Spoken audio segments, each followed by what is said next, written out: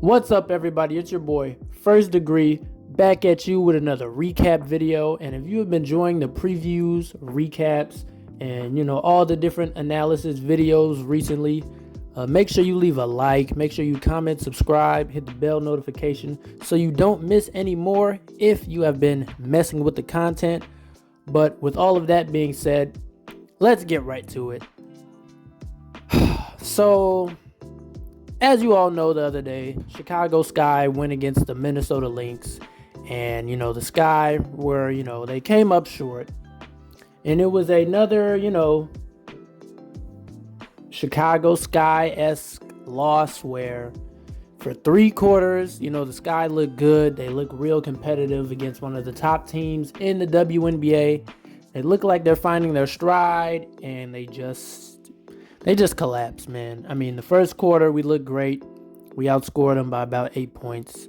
Next 2 quarters, we were pretty much back and forth. I got to say, both teams displayed really good defense on both ends. It was a tough night offensively for both squads. But, I mean, that's no excuse. On the Sky's end, shout out to the Minnesota Lynx. They have been quietly looking like, one of the top 2, top 3 teams in the league. Shout out to Nafisa Collier, even though she did not have the best day. But she is, if it wasn't for Asia Wilson, she'd be the MVP leading candidate right now. No doubt about it. She's been having a terrific season, and she's been leading her team to some good wins. Led them to the Commissioner Cup, being Commissioner Cup MVP, beating New York Liberty. The Lynx have just been looking really good and are definitely a championship contender. And with them having, the best defense of the league, that may be all the difference on what gets them to the next level. But going back to the Sky for a moment, like I said, the Sky just seem as though they can't play all 4 quarters. I mean, as a unit, terrible shooting performance. I mean, awful. I mean, shout out to Lindsey Allen, who looked really good in the first half. Going like 5 for 5, was knocking down threes, put up 13 points. But notice I said 5 for 5 in the first half. She ended the game, 5 for 10. And I'm just going to go at her because out of everybody, she did shoot the best. So this isn't, a Lindsey Allen bash. I'm glad she's the starter for the team. I think she's, perfect at that point guard role for us. But, as a unit, I mean, we had 4 players with a 25% or less shooting percentage in the game. And it's just bad, man. I mean, Camila Cardoso went 1 for 9 on the day. Angel Reese went 4 for 16. Marina Mabry going 4 for 17. Isabel Harrison going 1 for 5. Dana Evans going 1 for 4. Like, we can't have games like this, guys, where we're just breaking after breaking after breaking. I mean, we building an extra skyscraper in Chicago with that type of shooting. I mean, it's just bad. It's just bad. Mind you, going into the 4th quarter, we were up 57-52. We end up losing 70-62. So the defense was there, like I said, but you gotta overcome the bad shooting percentage. And you can't, no matter how good your defense is, if you're not hitting anything, you're going to lose the game. Think about the numbers I just gave off. We lost by 8 points. I gave you 5 players. Literally, if 5 of those players, if each one of them gets 1 more bucket, which I don't think is too much to ask. I mean, going 30% from the field, I don't think it's terrible to ask. Some of them would be less than 30. But yeah, if each of them makes 1 more bucket, we literally win the game. We win the game. I mean, 5 points in the 4th quarter is unacceptable as a team.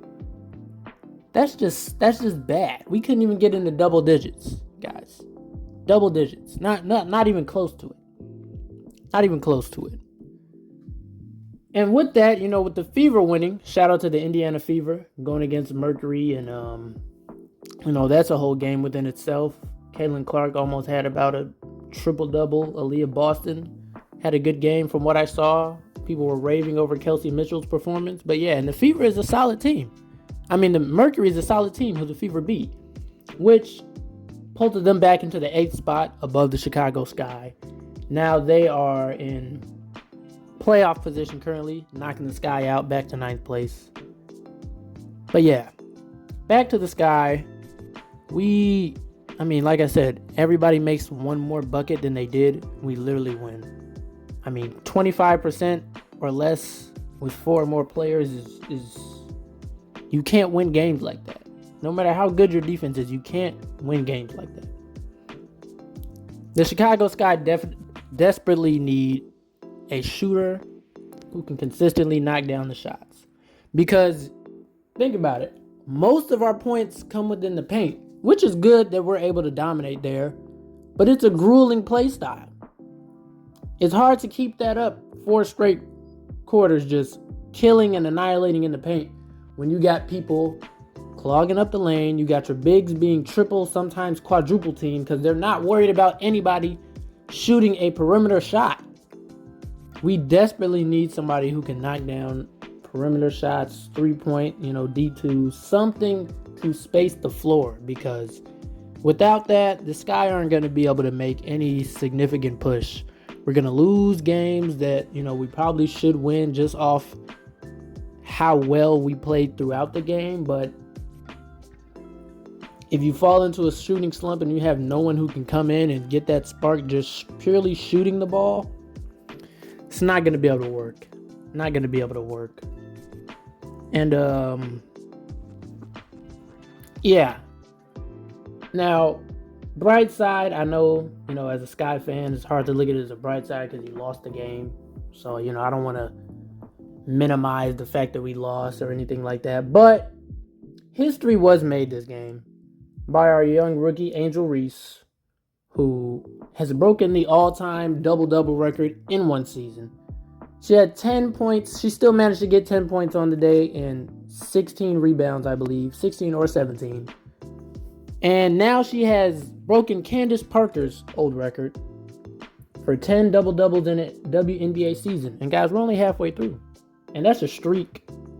But not only is it a streak, but I believe... No, it's a streak. I don't think it's the most. I would have to check to see if it's also the most in a WNBA season. But yeah, Angel Reese, she's been playing as good as a rookie can play against some of the best players in the league. Like I said, guys, Angel Reese, she's going against players like Nafisa Collier, Asia Wilson, Alyssa Thomas, Tina Charles. Like, she's doing this against some premier players.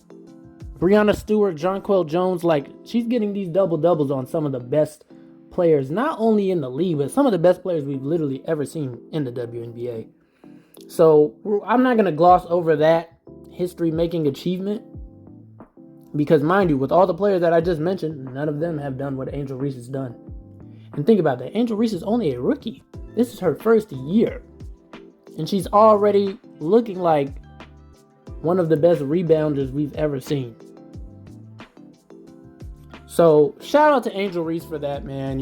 Shout out to her. She's in a tight race for Rookie of the Year with Caitlin Clark. They've been going back and forth. Each day, I feel like I probably lean towards Caitlin Clark as of today, but it's like a teeter-totter race. Like, every single day, I'm pretty much changing my mind.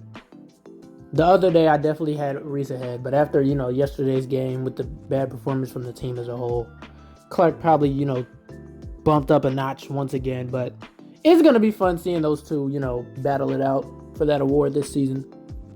Definitely going to be the most talked about and pretentious award among discourse amongst the fans and media for sure. So, but we still got half a season left, just about. Once again, bad loss for the team, and we just gotta do better offensively, man. There's no excuse to go 25% from the field with 4 different players. And then, less than 30 for others. Like, it's just, we're better than that. It's mainly, the mainly frustrating thing is we've shown that we're better than how we're playing. I think that's really what it is. It's not the fact that we're just playing bad and our team just sucks. Like, no, whenever you got a team with players like, Marina Mabrey, who's been proven to be a solid scorer, Dana Evans, a championship caliber player, Isabel Harrison, who may be still shaky on her knee injury and not as, commitful to some of her offense. And then you got rookies in Angel Reese and Camila Cardoso. I mean, love Camila. Glad we got her at number 3, but, you got to play like that number 3 overall pick, man. 1 for 9. We need more. Diamond to Shields, everybody. Kennedy Carter, she had an okay game. 18 points on 44%, but I mean, that fourth quarter, everyone was just bad. Everyone. Like, I'm not singling anyone out, is all I'm going to say. Not singling out anybody. Just a bad performance, man. As a team.